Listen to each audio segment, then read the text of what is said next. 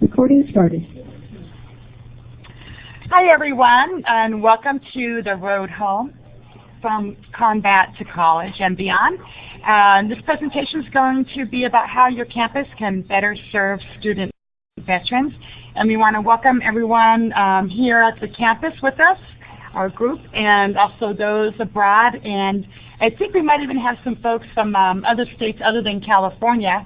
And so we want to welcome you. And just as a heads up that when we did this presentation, we were asked to do it on the focus for California community colleges. So our statistics are going to be representing California. We just wanted to let you know and welcome everybody. And I'll do a quick interjection about who we are. My name, again, is Catherine Morris, and I'm a Veterans Counselor at Sierra College, and I've been here since 2001. I started with about 200 veterans at the campus, and now we've grown to around 800, so our population is growing quick and fast. I'm also a veteran myself. I have 15 years in the services. I started with the Marine Corps, and then I went to the California Army National Guard, and then I finished off with the California Air National Guard. So it's been very helpful as a counselor to also have been a vet and also started at the community college getting the GI Bill myself. I also have the pleasure of introducing and working with two wonderful people, Jared Blake and Crystal Turner, who have been immensely helpful and supportive in this whole process. So I'm going to hand it over to Jared.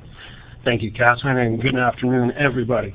My name is Jared Blake. Everybody calls me Jay. I'm currently a student here at Sierra College. I'm studying recreational management. I have 11 years in the Marine Corps with 2 tours to Iraq, and I've also had an opportunity to attend other community colleges in California, so I have some experience with kind of the good and the bad on the side of veterans services by the colleges. Thank you. Hi everyone, my name is Crystal Turner. I'd like to start off by saying good afternoon and thank you for joining us. I'm currently also a student here at Sierra College studying business administration. I also served in the Marine Corps for 4 years with 1 tour to Iraq. I'm currently married to my husband, who is also, he's still serving and he's a Marine who's stationed out at Chico as a recruiter. I spend the majority of my time as a single mom with 2 toddlers while my husband spends his time in Chico, so I juggle between school, family, and work at any given time. And I'm sharing this because my situation is similar to majority of the vets who are probably also here at college and trying to juggle school, family, and work also. Okay. All right. Before we go any further on this, I want to go through a little bit of housekeeping with the CC Confer. First off is that this presentation is completely through the speakers. There is no phone bridge for this. So if there are any individuals out there trying to get through the phone conferencing, we're not using that. There was some feedback issues before, so with the volume of people that we had attending, we decided to go ahead and cancel that. Most people have speakers, so that shouldn't be an issue. Also, we will have a question and answer portion at the end of the presentation, but at any time during the presentation, if you have a question, you can go ahead and enter it in the chat box on the left-hand side of your screen, and then as those accumulate at the end of the presentation, we'll answer as many as we possibly can get through with the amount of time we have. And then we want to let you know that there's 2 ways to access this. One, it's going to be on a website that I'm going to show you later on. I'll show you the exact directions on how to get to it and the website itself, and give you some time to write that down. And then as well, it will be on CCC Confer's archives under webinars, and it will be labeled as the Road Home, Combat to College. So with that being said, let's, you ready? You ready to rock and roll? All right. Thanks. This presentation has been developed by the Perkins 1B funded statewide leadership collaborative for industrial and technical education grant. It's also funded in part by the Chancellor's Office of California Community Colleges. This is a little bit of a summary of what we'll be going over. We've divided it up into 7 sections, the 7th one being recommended readings and resources that were cited throughout the presentation. So 1 through 6, we have Introduction, and Understanding Our Student Veteran Military Culture 101, Typical Transition Challenges for Student Veterans, Challenges from Combat Stress Injuries, suicide and homelessness among veterans, and how campuses can better serve student veterans. Oh, well, I want to mention too, Jay, before we go on, that the first sections of our slides are going to be pretty sobering and kind of a lot of serious information about what our student veterans are going through. But we want to just remind everybody that we are going to be ending it with a positive note about how campuses can actually be proactive and be able to help our student veterans be successful in school. So. All right. Section 1, Introduction. We got a lot of numbers here and some statistics and whatnot, but what we really want to point out here is that the United States has deployed almost 3.3 million troops to Iraq and Afghanistan. Females make up about 14 to 15% of these, and this has actually doubled over the last 30 years. Another important thing here to remember, especially for the California, is that 30,000 men and women leave the military and return to California each year. And this number is actually expected to increase significantly as not only as the wars in Iraq and Afghanistan wind down, but as the military downsizes. We're actually in what's called a reduction in force, or a RIF right now. And I talked to one member of the active duty recruiting, and he said that the Army alone is actually reducing by 10,000 soldiers a month. So we're going to see a flood of these people coming back into the academic community, especially with the economy and the way that our job market is now. They're really not going to have much choice but to go to the colleges. Hold on 1 second. I'm sorry about that. And with that, now this is California here. With estimated 2.2 million veterans residing in California, we actually lead the nation in veteran population. Now, real important, here's for the community colleges. More than 26,000 of veterans utilized these educational benefits at the community college in 2009. In addition, an estimated 8,000 to 10,000 active duty military personnel were enrolled in the education at that same time. And as these veterans transition back to civilian life, many will take advantage of the educational benefits and look to community colleges as their best option. And in some cases, because of the classes that they took in high school, it's their only option is to start at a community college. However, for a majority of these veterans attending the community colleges, this is their first real experience in higher education. And this transition from military to college is quite challenging. So, all right, go ahead, section 2. Yeah. So we're going to just talk a little bit, because I think it's important at the colleges for the faculty and staff to get a little idea of the military culture. And I think probably most folks know, that there are the 5 branches: the Coast Guard, Army, Navy, Air Force, and Marines. But one thing that's you're hear common when people are conversing or in the news is that we're all referred to quite often as soldiers. And since we actually got all three of us are Marines here presenting today, we just wanted to mention that actually soldiers only refer to if you've been in the Army. So for those of us that are, I don't mind because I've been in 3 branches, but folks like Jay and Crystal. It is a little bit unfortunate, but there are times, and I hope that any faculty member might not be taken aback if a Marine actually did, kind of correct that. Say, I'm not a soldier, I'm a Marine. So if you hear that, if someone ever said that to you, you would kind of know where that comes from. That rivalry there, it's actually pretty big. Yeah. So I'm going to apologize for him right now. All right, here's some of the language that's pretty common in the military. And while a lot of them are pretty self-explanatory, I think there's a few that deserve some description here. For example, DD-214, this is the separation document that every service member, no matter what branch of service they were in, they're going to get. And it's actually very important because it describes the characterization of their discharge, especially for counselors. This is going to be the deciding factor. This document is going to be the deciding factor on whether or not they even receive benefits of any kind. So it's actually extremely important for anyone who is going to be a designated veterans counselor to familiarize themselves with the DD-214. And this is a little comment from a CB. All right. That's true. Okay. CBs are also Navy. And there's the one that we've all heard, IED, probably heard that on the news, and that's actually one of the big issues right now that's causing some of these injuries that we're going to talk about later on. Some other stuff here, mTBI, mild traumatic brain injury. TBI, or traumatic brain injury, has been actually broken down into two categories by the VA. They're the ones that have made this distinction. And there's mild, and then there's the actual full-blown traumatic brain injury. And we'll go into that detail later on in the presentation. Another important one here is MOS. This is a big one again for counselors out there, people who are going to be veterans counselors. And MOS is a military occupational specialty, and it's essentially the job or duties that individual had. And they're usually anywhere from a 4 to 6-digit number depending on the branch of service. And it's good for a counselor to get kind of some familiarization with the ones that they're going to see a lot of, and that's going to be your infantrymen, mortarmen, tankers, the ones that have there's a lot of guys in those particular job sets. And one important thing is to know is that unless they're going into something like law enforcement or any of those types of fields, they really don't have any applicable skills for the civilian community. So you'll know right off the bat, like for example in the Marine Corps, it's an 0311. If you see that 0311 as a counselor, you know this young man is actually going to be trying to find a whole new set of job skills and going in a whole new direction if he doesn't choose law enforcement. So, and then OEF, a little bit of a distinction. OEF is Operation Enduring Freedom, which was the Afghanistan War, and OIF, Operation Iraqi Freedom, was the Iraq War. Because I'm thinking maybe in a minute we're getting a lot of people logging in. Okay. You can tell them. Yeah, I'm going to go ahead and remind everyone out there, or I'm actually going to say it again because we're having people log in a little bit late, and that is that all the questions are going to come to us through the chat box on the left-hand corner. And we will have a question and answer portion at the end of the presentation, and we'll get through as many as we possibly can. And so how to get them.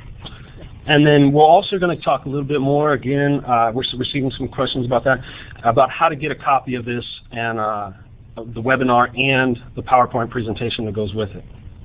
And that will be at the end of the presentation. All right.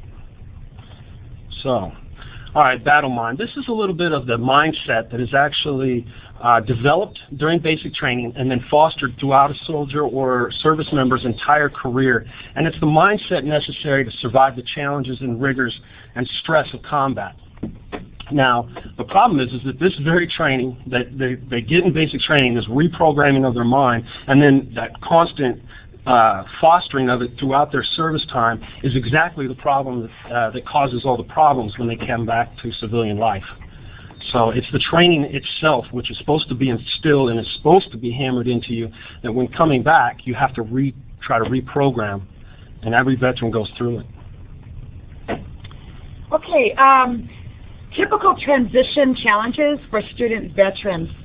Again, I've been working with the veterans for the last 10 years, and I've probably seen close to 6,000 to 8,000 veterans throughout the years, and being a vet myself. And so the common themes that I'm seeing here at this campus and every campus is the marriage, family, and work stressors. As Crystal earlier mentioned that she's also a Marine, was deployed. She's married to a Marine who also was deployed.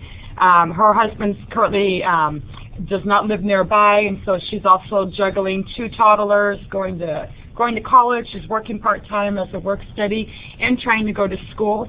And the stresses that can put on this population is immense, along with adding in coming back from deployment and trying to, as a couple or as a family, reunite and find the roles because things have changed and people have gone through life-changing experiences at a very young age. Multiple deployments. This is something that's never been seen before. Is quite often the majority of our veterans have been deployed 2, 3, 4. I've even seen veterans that have been deployed 6 times. And so you can imagine how difficult that's going to be to come back into your community or come back into your college when you've been in the war zone or in that environment. Even if you're not in the front line, you're around that intensity. And part of what Jay had mentioned earlier is that battle mind, that set, that buddy system, that is critical, like we believe, into that survival. And so you're in life and death situations, and you're what keeps your spirits up and keeps you home or coming home. And that's the one thing that's lost when they leave that unit and they come back as a civilian. And one of the things that I hear all of the time is that loss of camaraderie, that they feel very isolated when they come into a college campus because they've gone through experiences that the majority of us haven't. If you remember what you've heard, only 1% of the American population is currently serving in the military. So that's a very isolating feeling. Also, that when you think about how long they've been out of the education system, so as what normally happens, myself included, I don't think I mentioned, but I'm enlisted or in the military. I wasn't an officer. I'm proud of that. But we've, when the person goes into the military, they usually sign up for a minimum of a 4-year term. And a lot have been extended, or like in Jay's case, Jay was in for 11 years. And so when they come back to a college campus, the first thing we do is give them the assessments and matriculate them in. And the thing that happens, I'd say 75 to 80% of our veterans, when they take their assessment tests, reading, writing, and math, is they assess into those remedial basic skills courses. And it's not uncommon at all for these veterans to have to start with arithmetic. So when you work your way up, and if they want to transfer, you got arithmetic, pre-algebra, beginning algebra, intermediate algebra, and then the transferable math. So that could be 5 semesters of taking math, even though they may have left high school with intermediate algebra. Why that's also a major factor is not only the time, but veterans only get 36 months of GI Bill benefits, and so a big portion of it gets eaten up having to take remedial classes that, if there was some way to take a refresher or, to step up that, they'd be able to save a lot of the GI Bill. In addition, as we all know, it's tough enough already getting into the college system, but for a vet, you can't just say, hey, I want to start my GI Bill. You're going to get a stack of paperwork that needs to be filled out. Everything needs to be filled out correctly or it gets kicked back. In addition to also doing the assessment testing, you can only receive the GI Bill for approved courses and an approved education plan. And so that also takes a huge amount of education that we try to do with our vets, depending what kind of goals they may or may not want to do. On top of that, if you've got a combat veteran, more than likely they are going to want to be exploring or looking into filing a disability claim for any kind of injuries. They also are eligible for health care benefits, which they quite often don't know about. And then the financial aid situation. I would say without any question, 90% of my veterans do not realize that they may be eligible for FAFSA because they think if you're getting the GI Bill, that automatically excludes you. So something that we spend a lot of time at this college, and thankfully with my work study, like Crystal and Jay and a whole bunch of other guys, we sit there and try to walk them through all those steps. But even with that, it's a ton of paperwork that needs to be filled out to get started in school, and that adds huge stress. Career concerns and educational goals, like Jay had mentioned, a lot of these guys, they might be infantry, mortarmen, and there's just not a huge calling for those in the civilian side. So they're trying to figure out, okay, I got 36 months in the GI Bill. They're already feeling older than the normal group, and they're trying to figure out, okay, what am I going to do? I need to figure out something. So that causes a huge amount of anxiety. Plus the GI Bill, has to be an approved plan.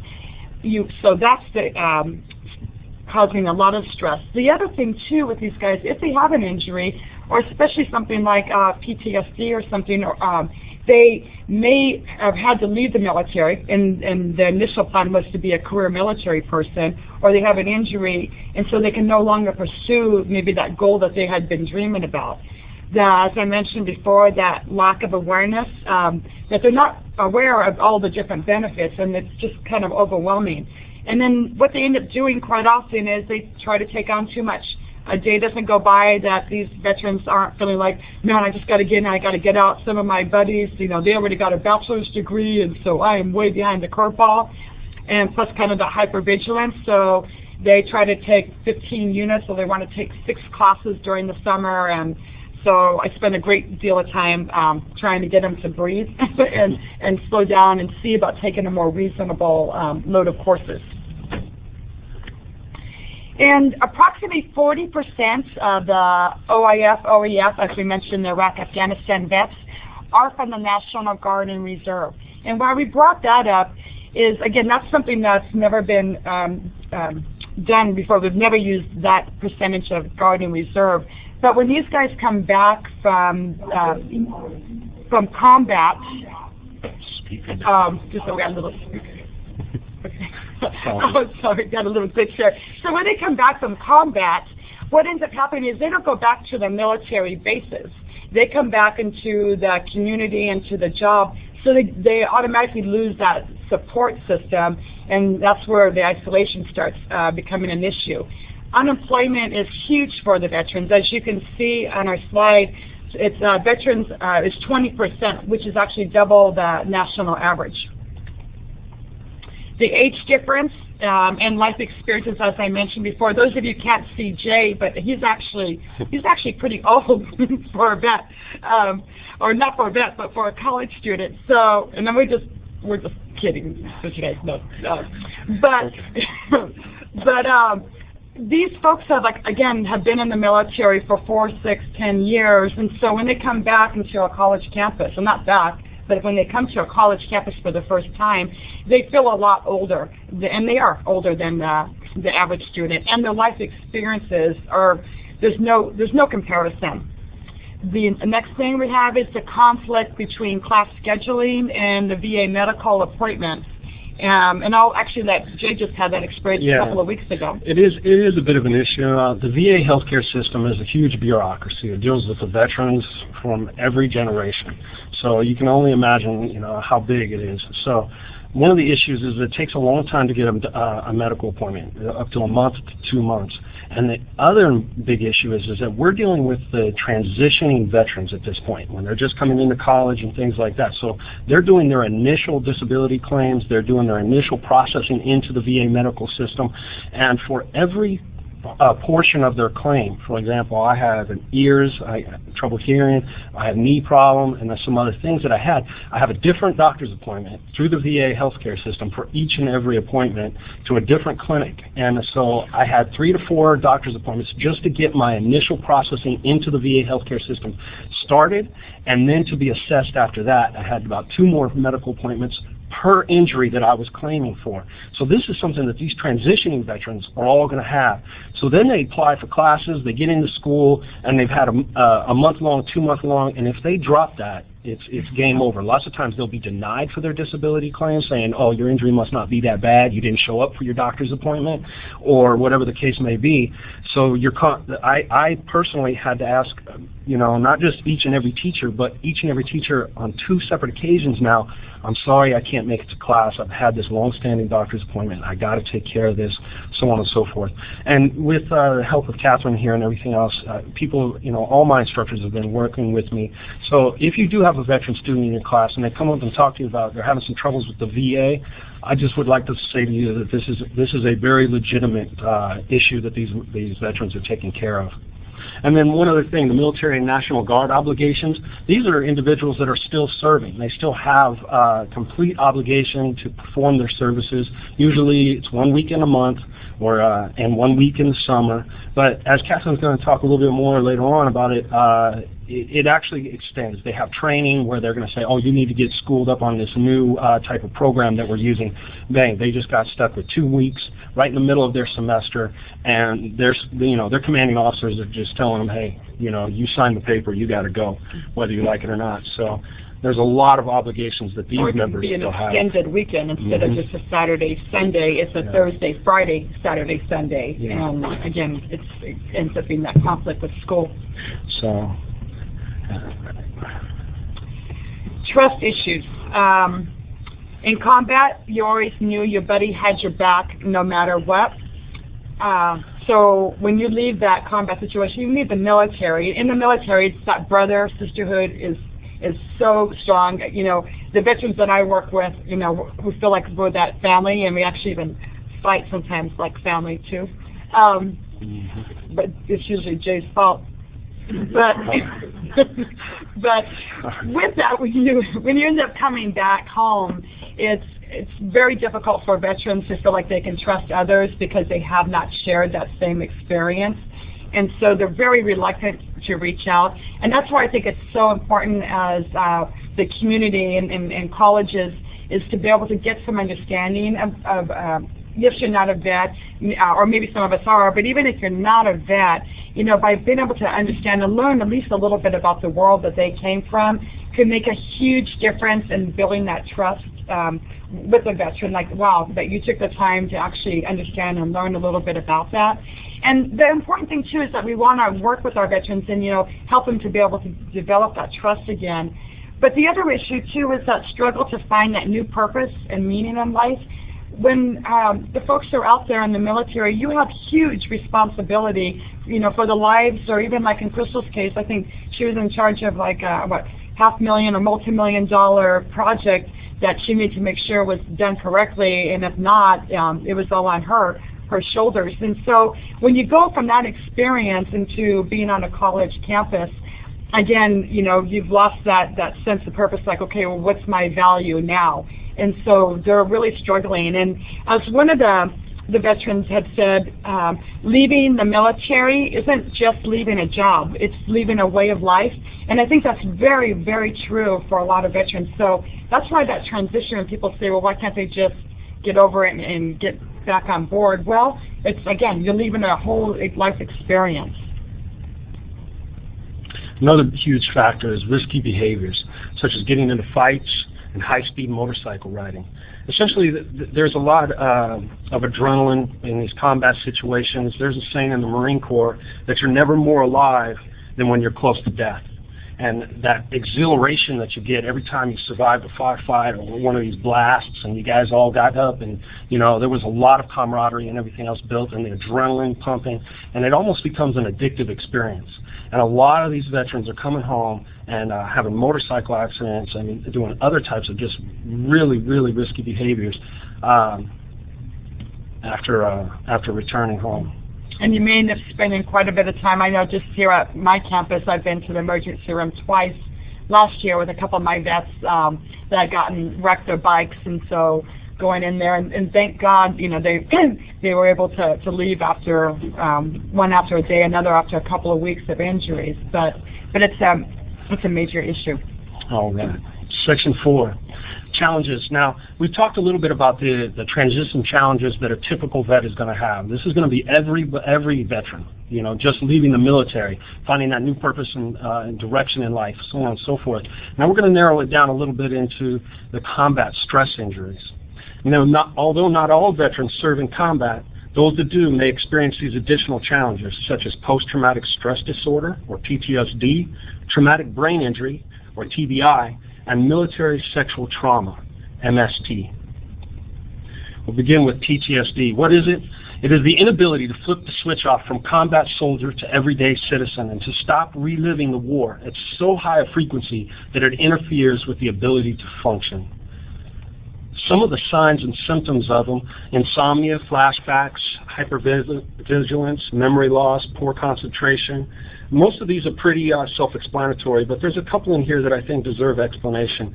One of them is hypervigilance. This is that always on guard, that sense that you need to be constantly aware. In the Marine Corps, we called it situational awareness.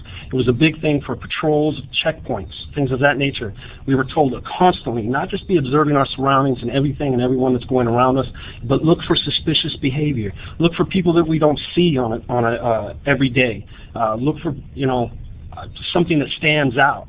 And then once we come back, this hypervigilance becomes just ingrained. And almost every veteran that's been in theater will tell you, they come back and going into for example, for me, just going into a Walmart on an extremely busy day, it causes me so much anxiety that I will literally almost suffer what they call an anxiety attack. That's what the doctors have called it. And I become just physically exhausted, and I have to leave because I can't shut this off. I'm always observing everything and everyone around me, and they call that hypervigilance. And it also manifests itself a little bit like in the evening time. I've had a lot of veteran friends who just say, I'm hearing something outside, and these guys run outside to look for who's in their backyard or whatever the case may be. So it really manifests itself in a lot of areas in life. there's the emotional numbing. You know, this is essentially just shutting off completely. There's no highs, there's no lows anymore, loss of interest in life, just a total disinterest in activities that they might have used to really enjoy doing. So, and then avoidance, which actually kind of manifests itself in two ways. There's avoidance where people or veterans tend to, or service members, they tend to isolate. There's, probably a lot of people have heard about the Vietnam vets, but there's a lot of Iraq, personally, because I know mostly Iraq and Afghanistan vets, they come back and say, you know what, I'm just going to move out into the hills somewhere and I'm just going to disappear. Well, a lot of people heard that about the Vietnam vets. They were like, when he came home, he didn't want to be in the city anymore. He went out into the country and he lived the rest of his life out there, you know, in some little tiny small town. Well, a lot of us vets are actually, you know, feeling this way. You know, I'm thinking about moving out to Colfax, cool myself. So, but anyway, and then the other way avoidance actually manifests itself is actually by that what you mentioned earlier, Catherine, was that just staying so busy, staying so immersed in one activity from the next, they're actually avoiding dealing with the PTSD. So it's like you've got all these issues and things that you just don't want to even look at, you just don't want to pay attention to, you want to avoid. And so what they do is they just slam on 15, 16 credits. So, you know, and then they have a sometimes full. I've heard of guys having full-time jobs, not just part-time jobs. I mean, I couldn't believe this guy was telling me he was taking 14 credits and working a full-time job, and he had a wife and children at home and everything else. And I was just like, man, you know, you're not going to make it, you know, brother, you're not going to make it. But they're going to try, because I see it all the time. And by doing that, they don't have to pay attention to all these other issues that they've got, you know. So that's the avoidance. It kind of manifests itself in a couple of ways. All right, traumatic brain injury. This one's labeled as mild TBI. A traumatic brain injury, or TBI, is caused by a blow or jolt to the head, or penetrating injury that disrupts the function of the brain. It's obviously caused by external physical force to the head, but can also be in acceleration, de-acceleration injuries. These would be in like convoy actions, where the convoys would go in, accelerating real fast, try to get out of a fire zone, what we call a kill box, or, for example, hitting the brakes and all that other kind of stuff. That whiplash motion can actually cause this as well. And it can be with or without loss of consciousness. It doesn't matter. And it's actually been named during this war the shaken soldier syndrome. Incident, well, it's about 10 to 20% of Iraq and Afghanistan vets have suffered a TBI, which is actually on the rise. Why? Well, it's obviously, you know, it has to do with the technological advances in the battlefield gear and the medicine. A lot of these blasts, these IEDs is where most of these injuries are coming from. A lot of these blasts, people wouldn't be living through before, you know, they wouldn't have survived. So now we're able to pull the service members through, you know, the blast, but they're suffering with these terrible head injuries. This is the problem with mild traumatic brain injury, especially mild traumatic brain injury. It's not an injury that you can actually see. You wouldn't be able to tell by looking at most people. Now, as you can see, some of the signs and symptoms are pretty similar. There's anxiety and depression, the irritability and sudden mood changes.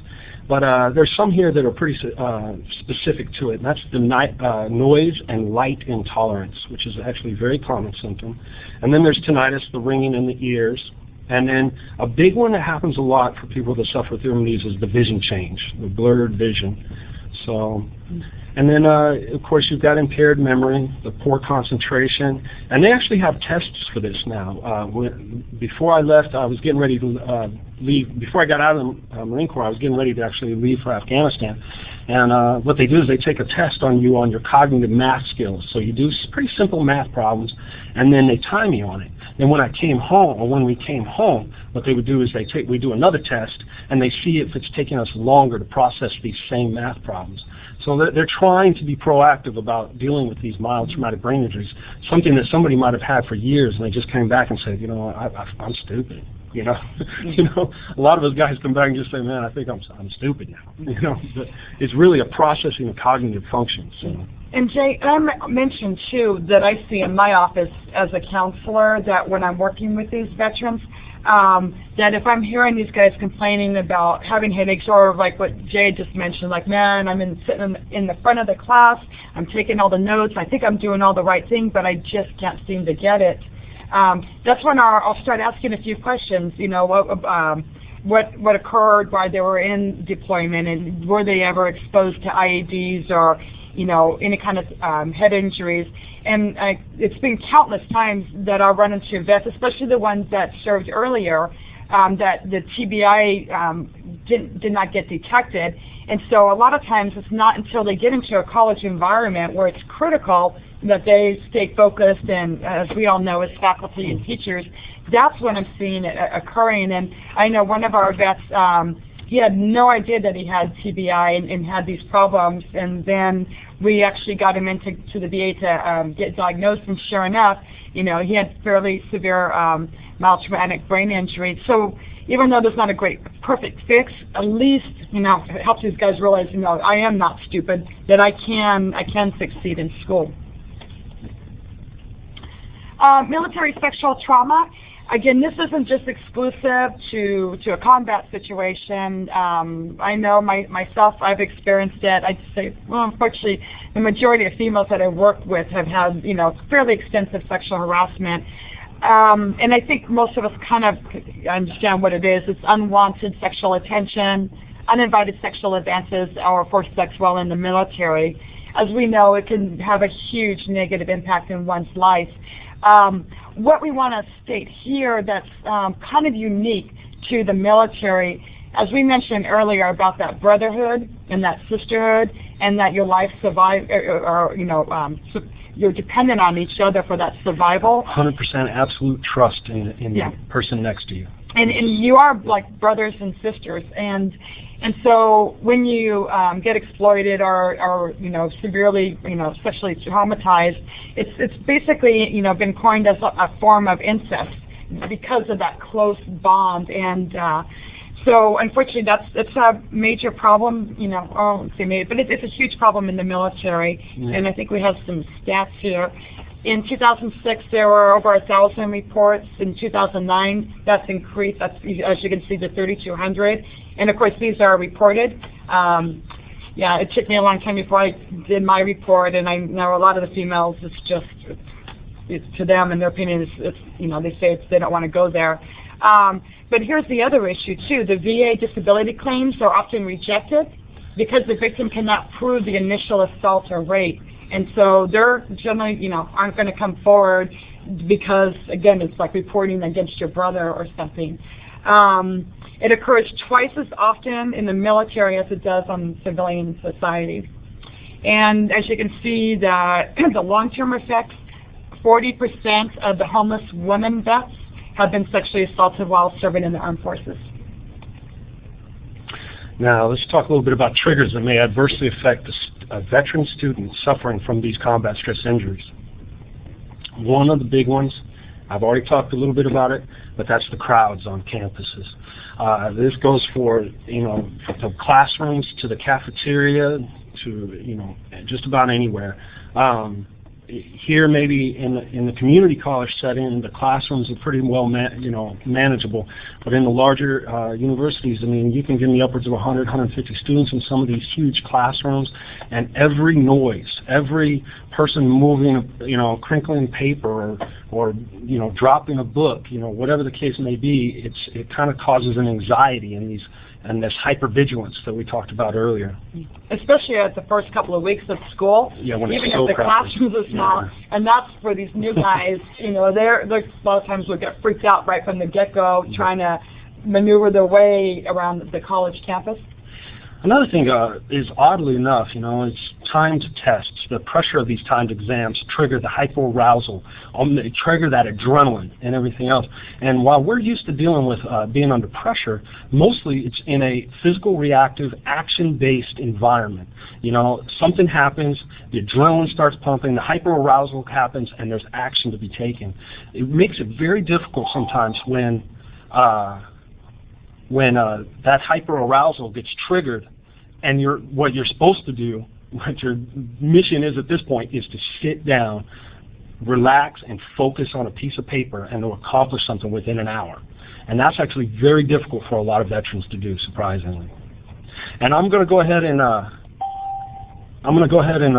wait, hold on. Sorry, everyone.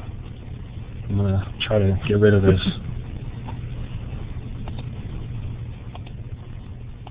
I would like to let everyone know that we're going to have a question and answer portion at the end of the presentation. I know we had a lot of late joiners. So at the end of the presentation, we're going to go ahead and have that answer and question and answer. And at any time, though, you go ahead and enter your question. I see a lot of you already talking amongst yourselves a little bit, so that's fine. But you ask your question in the chat box, enter it, and then during that time that we're going to answer those questions, we're going to get through as many as we possibly can. And Crystal's writing them down, so. Okay, yeah, and so there we go. So no problem there. So you don't need to raise your hand or anything like that. I apologize. So anyhow, yeah, those time tests, due to that hyperarousal and having to sit down and just focus on there and pay attention to the amount of time you have and everything else, it causes a lot of contradictory signals inside of you.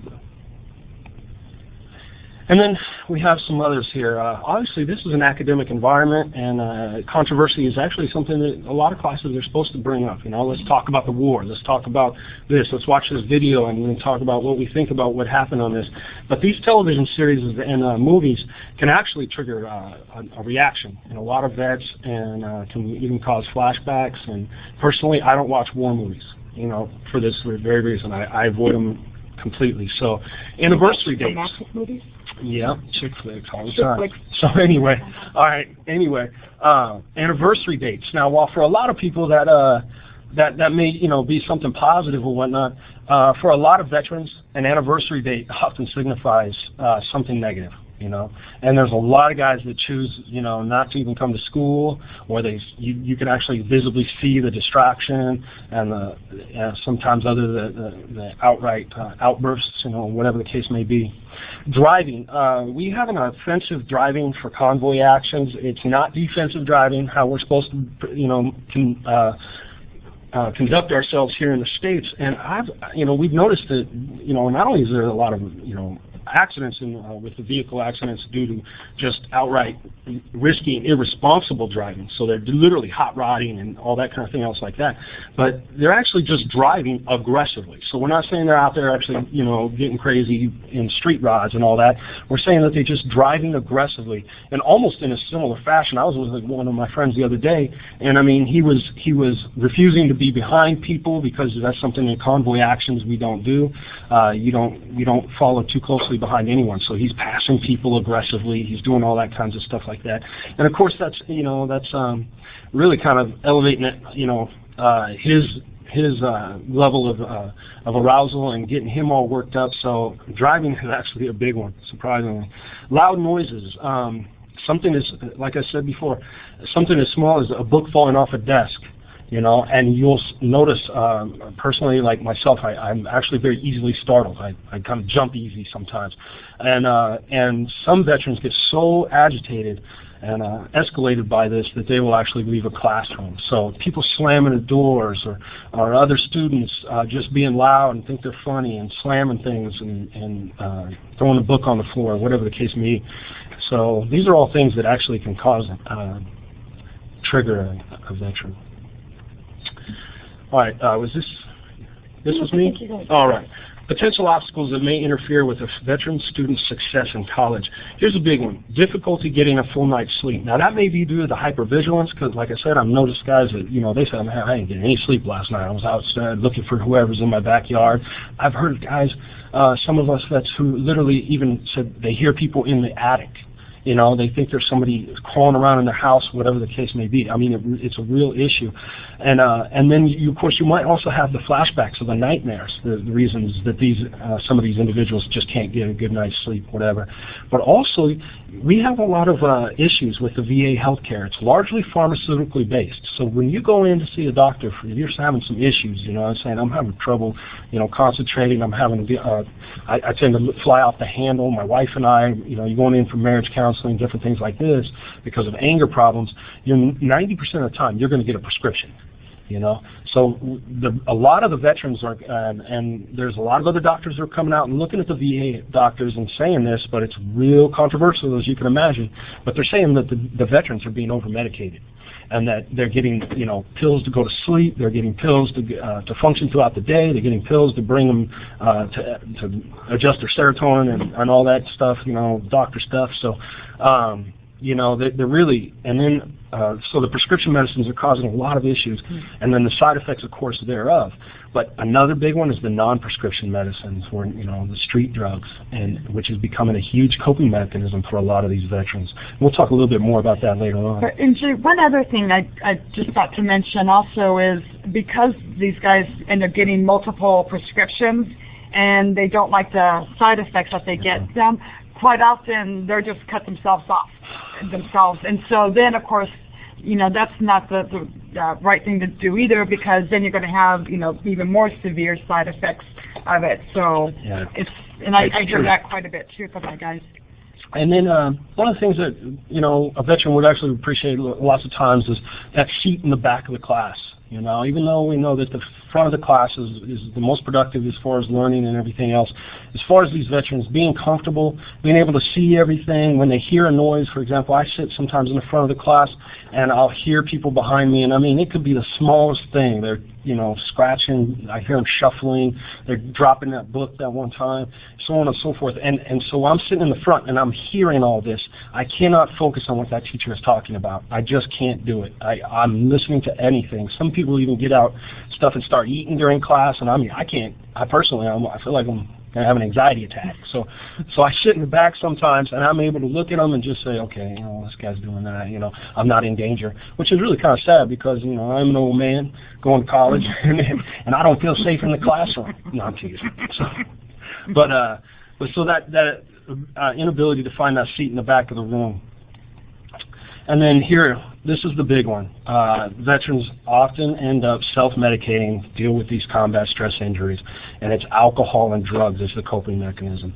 Now, obviously, we all know the dangers of using the illegal drugs, but kind of an understated one is the alcohol. And it's really unfortunate because it's also part of our culture in the military. It is our coping mechanism that we're taught to use when we have these stuff. I mean, the first thing a lot of the guys were talking about is when we get home, this is what we're going to do. We're going to go out and drink ourselves under the table. You know, and so it's part of our culture. It actually becomes part of our coping mechanisms that we use. And then also, you know, in addition to that, it's also, once again, part of our culture in a positive sense. I mean, we go out and we have a thing called a wet down for promotions. And you go out and you put, you know, all the money, let's say you're getting a $200 raise, you put that $200 on a bar tab and everybody drinks from what you've contributed to the bar. It's a tradition in the military. So it's actually part of so a lot of guys went out there saying, man, they start coming down, having legal issues, social problems at home, so on and so forth. And they're going, man, I don't use alcohol as a coping mechanism. I don't use it as that. I just use it to remember the good times. I remember the wet downs that we had. I remember all the other stuff that we had. So they're trying to remember the good times. But essentially, a drinking problem is a drinking problem. You know, and it causes the same legal problems and the same problems in the home environment as it does whether you're drinking to forget something or if you're drinking to remember something. So it becomes a double-edged sword no matter what you do. And it's the number one sword that we use. So. We're going to cover a couple of mythbusters. So just remember, as we're talking about all this, that not all veterans have served in combat. Not all veterans that served in combat have PTSD. Not all veterans diagnosed, and this is a big one, not all veterans diagnosed with PTSD are ticking time bombs waiting to explode. What I witnessed with these guys with PTSD is they're usually going to go internally. They're going to shut down. They're are going to, like I say, drink to forget. So that's something that I think it's critical that the society and communities get educated about PTSD. But at the same time, you know, look at it in moderation here. About doesn't mean that you have ticking time bombs. Chris and I wanted to make sure that we got this one in, being both Marines, that not all veterans are males. And also, women veterans are also exposed to combat action. And as we mentioned before, you know, Crystal was over in Iraq, and because, you know, of the... I was just going to say, like, you know, women go on convoys and whatnot, and even though we may not be attached or in an infantry unit and that might not be our job, we're still out there in the desert with the men. Yep. It is true. Convoy actions were actually the most dangerous thing. That's where the majority of the casualties came from is convoy actions. So it was the most dangerous thing to do in Iraq. And then also, there is no forward edge of the battle area, what we called a FEBA in military strategy. A FEBA, forward edge of the battlefield area, there is none. It's a guerrilla war. You know, there's no lines in the sand drawn saying, you know, this is where we're going to meet and we're going to fight right here and there, whatever. You know what? They're attacking it at every angle, from every direction, behind enemy lines, where the women are serving as well as the men. So. And also, as we talk about, again, the combat stress injuries, and we want the faculty and staff to be aware, you know, what some of the issues that these student veterans may be suffering from. But again, to look on the continuum, to remember that most of our veterans bring great assets and diversity into our college campus. In addition, they offer outstanding leadership qualities. We're very fortunate here at Sierra College that actually our student body president, Andrew, served in the military and served over, I'm not sure, I think in Iraq or Afghanistan, one of those. But he's a phenomenal leader here at our college campus. I've had probably 20 different student vets working as work study, and they will go beyond the call of duty to be able to assist me just like these guys are doing today and helping out another veteran. Because I think as a general rule, the veterans have a desire to serve as mentors and to assist. And I would say, I'm not going to say all vets because, you know, there are some, but maybe don't show the most maturity. They're human beings like anyone else. But the majority of veterans that I've worked with really show that maturity, motivation, and discipline. And the majority are really eager to come into the college campus and learn, especially once they get accustomed to the climate of the college campus. So again, we really want to make sure that that's a critical piece. You know, not that veterans aren't just suffering from combat stress, but even those that are also these unique individuals with outstanding qualities. Now, some of the obstacles to treatment. Over 40% of those experiencing mental health problems associated with this combat refuse treatment due to fear that the treatment will hurt their image and ruin their military career and or promotion. Now, this deals with a lot of your reserve and National Guard members. They're actually still obligated, still serving, so they have to protect that career that they've got going. And then also that causes that negative perception from peers and leadership, but a lot of these veterans also are trying to go into law enforcement, firefighting, and other fields like that, EMT, where if they have a diagnosis of PTSD or TBI, they're really kind of counted out almost immediately. And this stigma also covers into the community colleges. We're very fortunate that all colleges have some type of a disabled student services. But again, you know, we're trying to counter that mental illness stigma of PTSD or TBI. And so consequently, a huge number of our veterans don't want to be labeled as a disabled vet. And so it's difficult for them to go and receive help because they don't want to have that attached label. All right, Section 5, suicide and homelessness among veterans. The high suicide rate among veterans has already emerged as a major issue, but a larger trend that has remained hidden from society on the surge is a number of Iraq and Afghanistan veterans who have died, not just a result of suicide, but also because of these risky behaviors that we talked about earlier, vehicle accidents, motorcycle accidents, motorcycle crashes, drug overdoses, and other causes after being discharged from the military. And none of those are categorized or documented as suicides. An analysis of the official death certificates on file at the State Department of Public Health reveals that more than 1,000 California veterans under 35 died between 2005 and 2008. That figure is 3 times higher than the number of California service members who were killed in the Iraq and Afghanistan conflicts over the same time period. So it's actually taking more lives than the conflict itself. And a recent news article reported that nearly half of these students have contemplated suicide. Nearly half of the veterans show significant symptoms of post-traumatic stress disorder.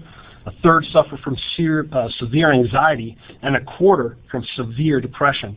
And there's even more that don't qualify into the severe category, because some of these, there's all different studies. This one by the Chronicle of Higher Education, but the VA has also separate designations from severe to moderate to low anxiety disorders, and same with depression.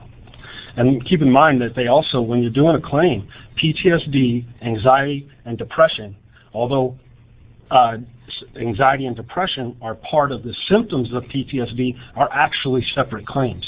So you can have a claim for PTSD, a claim for anxiety, and a claim for depression, and I do.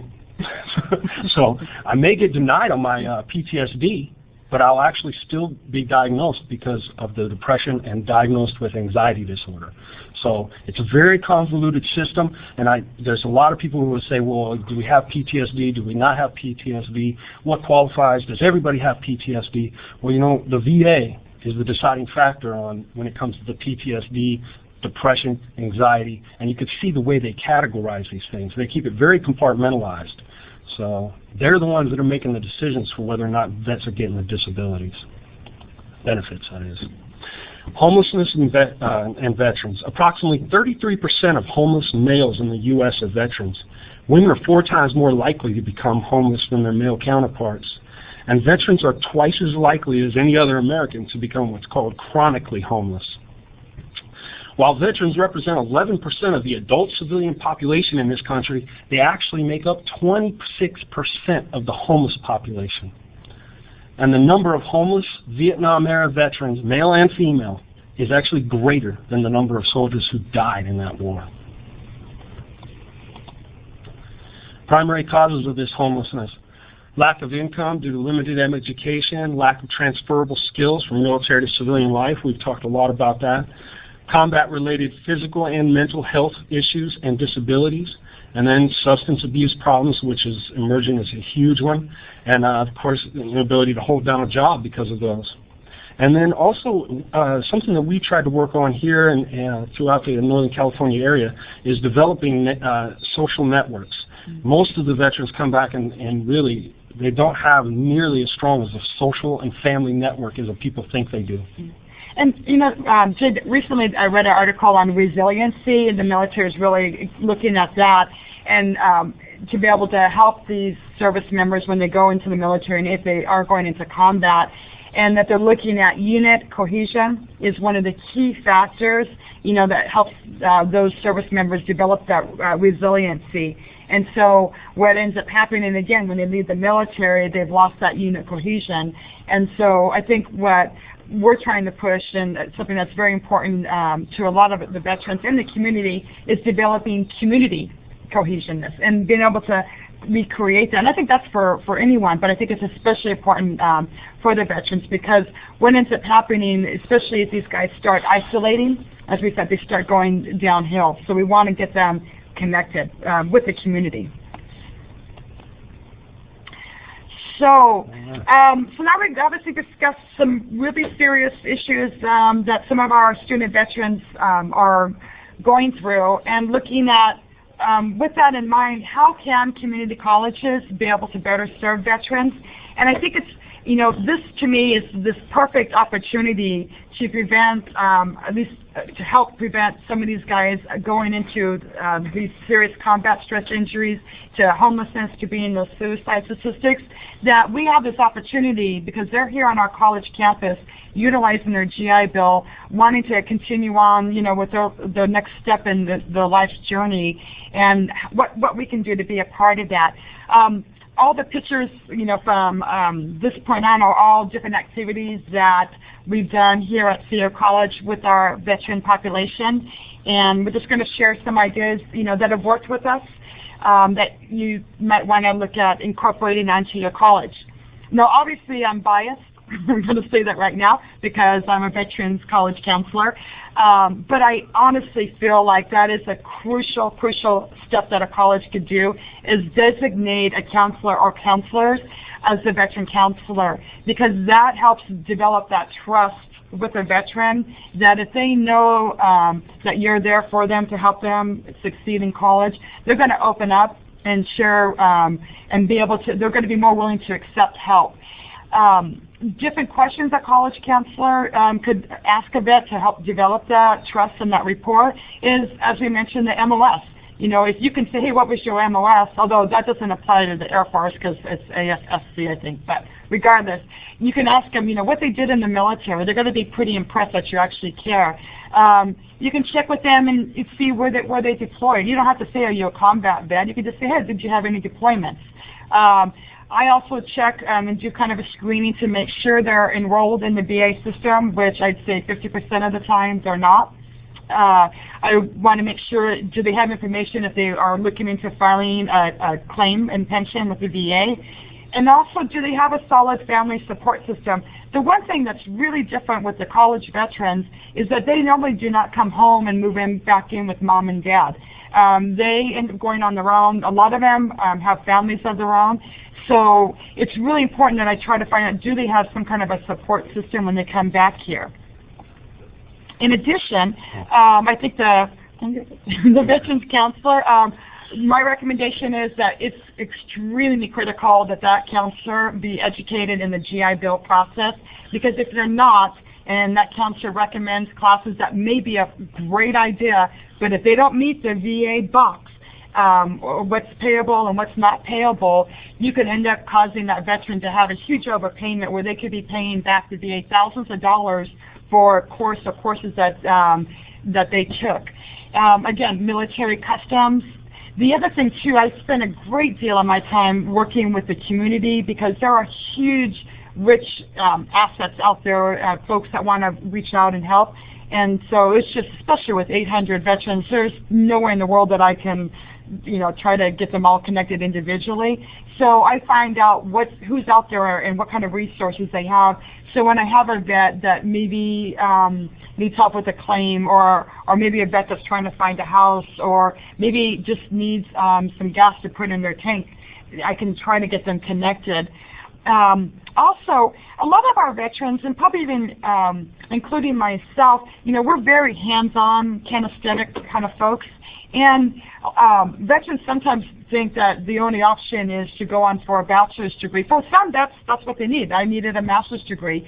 But for a lot of folks, they're not even aware that there's actually phenomenal certificates and vocation and trade programs that can, you know, really give them a good standard of living. So again, as a counselor, I think it's really important to let them know that, hey, you can pursue these different goals and get the GI Bill for it.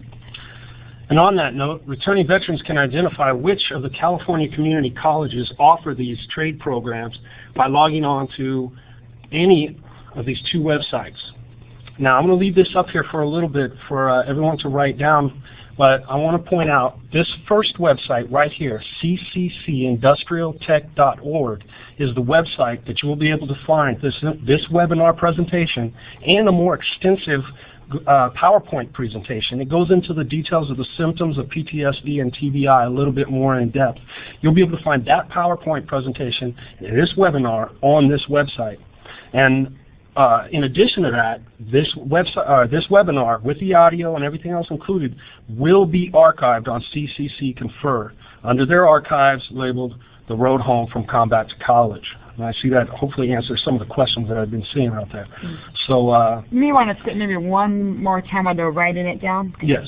Well, I'm going to leave a little bit of time. Okay, cccindustrialtech.org. And I'll just read through it, but essentially, and I'll come back to this maybe during the question and answer portion so you guys can look at it, but on the home site of this page, under the Resources tab, you click on their directories, and you go to Prospective Students Returning Veterans Guide to California Community College Industrial and Technical Education Programs / Skills Training.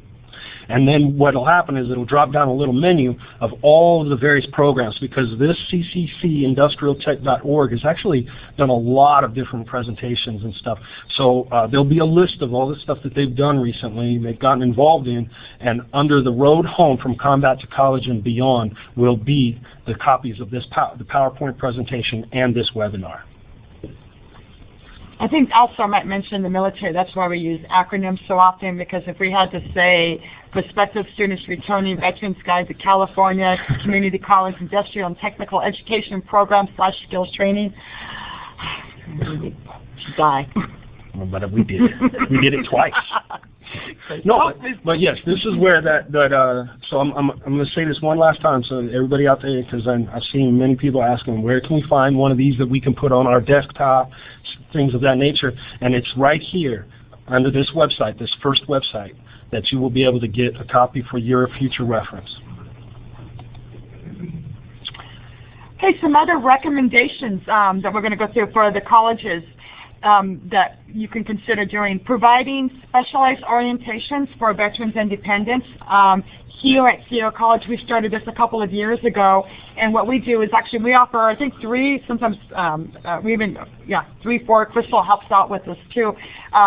Specialized orientation. So because there's so much paperwork that needs to get done in order for them to receive their benefits, we try to break it down in steps. And so we get small groups of anywhere from 2 or 3 up to, I think we've had 13 when things get busy, every week. And so, and this is a way for us to be able to help them and also get them connected. Creating an advisory team. I think that's also essential. There's such a vast amount of resources on a community college campus. It's getting those folks in that want to reach out and want to help, and teamwork. There's nothing better than that.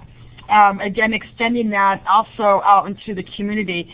We definitely have a great rapport with our VA auditors. That's where, as a college counselor, I've learned how, the ins and outs of the GI Bill process of, to be able to help our veterans. We also are very fortunate here that our local Sacramento Veterans Center, they actually are working with us now. We signed an MOU, and our Vet Center therapists come out every week. And actually, he even brings out a couple of other guys from CalVet to come out and be available for any veterans that have any questions or just want someone else to be able to talk with, which is great. It's that's something that I see on a regular basis as a vet that's just maybe had a bad day, and it's wonderful because I'm not can always be available, that they have another person that they can be talking with. We also we've had great support from our VFW. They help out with book stipends, American Legion, AMVET. I could literally go on and on about the different community supports out there. So I just want to really emphasize that there's folks out there. We also, thankfully with our marketing, we have a great PR and marketing, and they've helped us set up a website and Facebook account. So that's also another way that you can get access information to your veterans. We, in 2007, with the support of our veterans, we did the road home from combat to college and beyond. Actually, that's even got it trademarked now. But what we did there is we had, I think, close to 300 people attend from all over California, and that during that time, we did a veterans panel that was just wonderful. You can get such a rich information from these guys and gals. That's why I have Crystal and Jay here. There's nothing like coming from the source. But that way you can bring, and take a look, and bring the folks at your college together, invite the community, so you can take a look at what resources do you have and be able to move from there. The webinar is just a new version. This is a way to reach out for folks that can't physically get somewhere, and obviously the expense is minimal. And then, again, being able to educate folks in the military, because if you haven't been in the military, it's its own little world. I think they keep acronyms and all that just so they can sound like a CIA agent or something. But it's being able to share that information, like what is a DD-214, what's OIF, what's OEF. So again, can't emphasize that enough. A Veterans Resource Center, that could look like anything. Use your imagination. again, we have a really supportive campus here, and so the dean of our library is sharing a huge room where we can actually seat about, 40 people, and it's got a bunch of small rooms in there for our offices that we can utilize when necessary. But the most important thing that I can emphasize when you create a VRC, a Veterans Resource Center, is make sure it provides a safe and welcoming place for veterans and their dependents, so they can receive that support, they can get the information about, if they have any questions about, hey, how do you apply for unemployment? How do I get the GI Bill?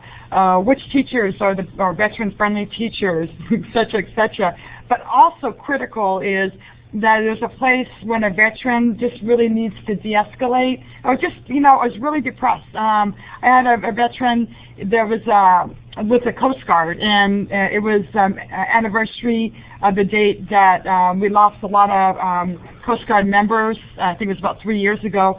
When that date came up, he was, really got himself in a funk, because he lost some guys there, and he needed someone just to be able to talk with so he can get focused back on school. Being able to have other guys to be able to talk with one another is critical. And also, I don't think we actually put it on here, but it's really important for our Vets Resource Center. We want to make that also an open place for faculty and staff to be able to go to, because a lot of folks have family members over there, or maybe they want to help. We've been lucky. We have a science teacher that's offered to come up there and just started Thursday to offer to do any tutoring in science and math for any veterans. So again, there's all kinds of ways you can create a Veterans Resource Center. And of course, in that Veterans Resource Center, a lot of folks don't realize this, but the VA will pay, it's minimum wage, but nonetheless, it's a salary. If a veteran student is going to school and is certified at least 3/4 time by the VA, then they can work in your Veterans Office / Veterans Resource Center. And we utilize the vets in these areas, the GI Bill, getting them connected with community resources.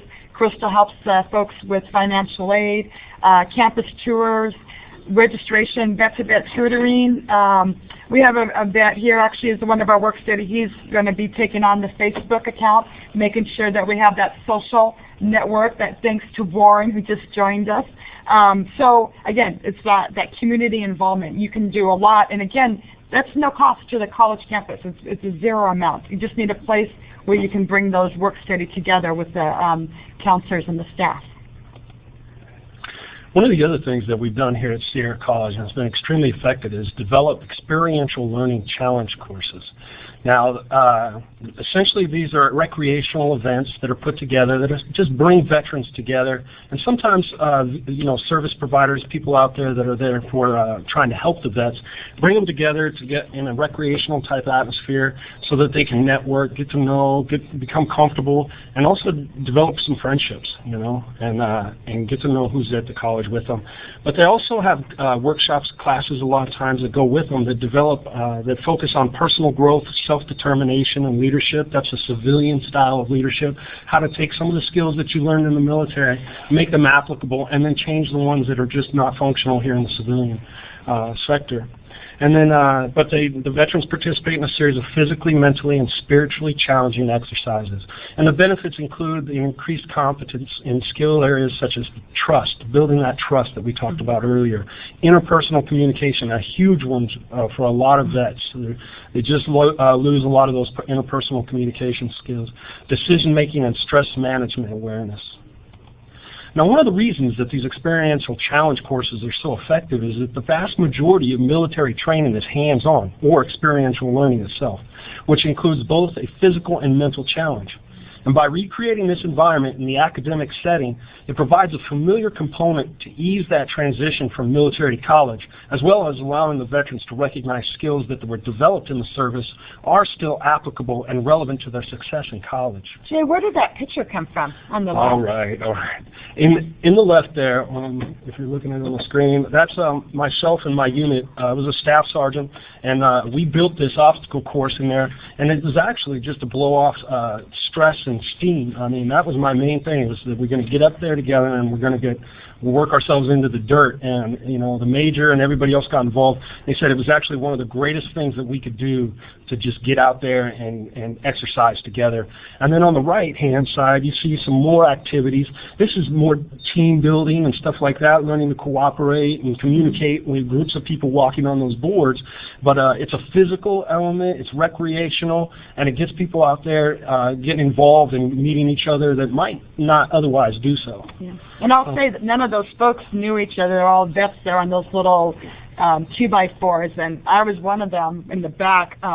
But yeah, there was a lot of little argument about who was going to take charge and how things were going to work, and so that's where Jay's talking about. It's like communication, that interpersonal. It's like, this isn't going to work when because everybody wants to be the leader when you get a bunch of vets together. So, but eventually, it really kind of breaks down, and everybody starts, you know, really working together and getting along, and it's because it's that familiar element of just out doing something physical, recreational, and also a little bit of a mental challenge.